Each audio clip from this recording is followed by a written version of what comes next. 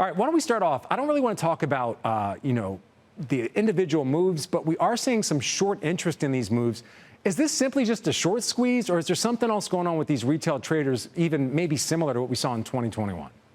You know, in the retail world, there is a huge attraction to noise. So what you're looking at right now is just a lot of noise, and traders are always, volatility's been dropping for the last month and a half. Traders are looking for noise. They're looking for action. They're looking for opportunity. I think that's the pull here. So, I mean, you're someone who's deeply involved in the market, and obviously you have a lot of insight into retail traders. What does this say about just the broader health of the market, that once again we have these retail traders moving certain names and not necessarily on fundamentals? Yeah, well, you're talking about, let's be real about what they're moving. This is a $1 or $2 stock that's trading at 3.5. So I know it traded a couple billion shares, and I know the options were kind of out of control yesterday with respect to the volume. But the reality of it's still a rinky-dink little stock. We're talking about a penny stock basically. So it's just hard to put a lot of weight that this has much meaning, other than it's kind of like this very distant red flag, suggesting that, you know what, maybe the market's getting a little frothy here, and people are looking for a little excitement, and there's not much volatility around. There's not much stuff that they consider to be cheap at these levels. Everything's kind of fully priced. So people are looking around for something that may give them a little, just a little boost, a little fun. Well, you're kind of mirroring what we had in like our own internal discussions. Like, the markets at all-time highs, the S&P, the NASDAQ, and the NASDAQ 100 trading at all-time highs. And then at the same time, we hit this earlier, the S&P high beta ETF hit an all-time high yesterday as well. So people are kind of looking at these names that are more market sensitive. Is that healthy at this point with the market at all-time highs? Is that a sign of something maybe to come? I mean, give us some insight to how you see it and what could be coming ahead, because we heard a lot of people talk about the froth in the market, but the market just seems to keep going higher. Well, that's the hardest thing about this.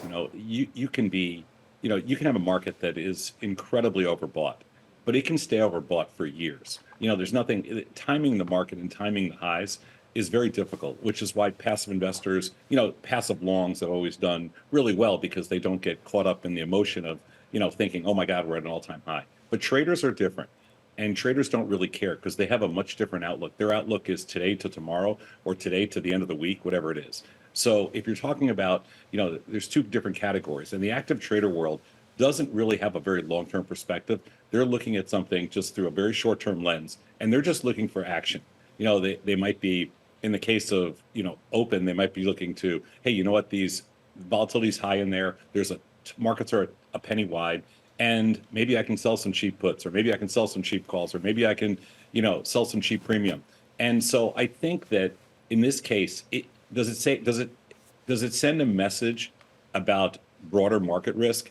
It does a little bit, but again, it hasn't expanded much beyond open at this point. It hasn't expanded much beyond some penny stocks. So if you saw the same kind of tape action, in NVIDIA, if you saw the same type of tape action in Taiwan Semiconductor, you saw the same type of tape action in any one of the big, let's say, top 20 stocks, then I think you have cause for concern. Right now, it's just like I said, it's a distant warning flag. All right, let's talk about some of those top 20 stocks. I understand you said this is a rinky-dink stock that we referenced earlier. We're not going to touch too much on it because, again, it is a pretty, low-cost stock. We don't like to talk too much about those. Let's talk about some of the other momentum stocks, which are just bigger stocks, like a Palantir.